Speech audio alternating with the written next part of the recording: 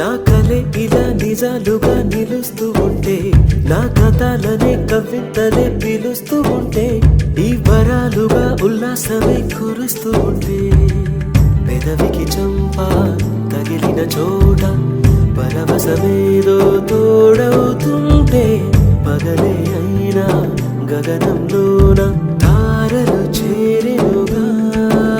నిజంగా నేనేనా ఇలా నీ జతలో ఉన్నా? ఇదంతా ప్రేమేనా?